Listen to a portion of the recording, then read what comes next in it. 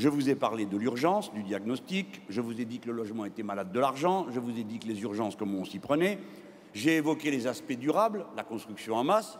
Maintenant, je veux évoquer en quelques mots la révolution citoyenne. Notre pays doit rompre avec l'état dans lequel il vit, c'est-à-dire rompre avec le règne de la finance. Et puisqu'on est capable de faire de l'aide, du prêt à taux zéro pour l'accession à la propriété privée, pourquoi est-ce qu'on ne fait pas du prêt à taux zéro pour les offices HLM et les constructions collectives? Voilà une idée. Alors justement... Bon, j'ai pas fini. Et après, il y a le gourdin. Ceux qui n'appliquent pas la loi SRU, elle a fait la preuve qu'elle est valable, qu'elle fonctionne. J'ai été élu local, j'ai pu voir ça. Bon, mais très bien.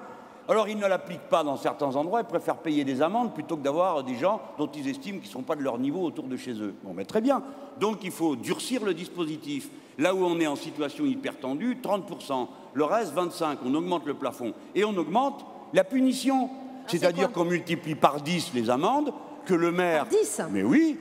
Pour revenir à des financements plus classiques, on augmente le plafond du livret A? Alors, les financements plus classiques, déjà, on commence.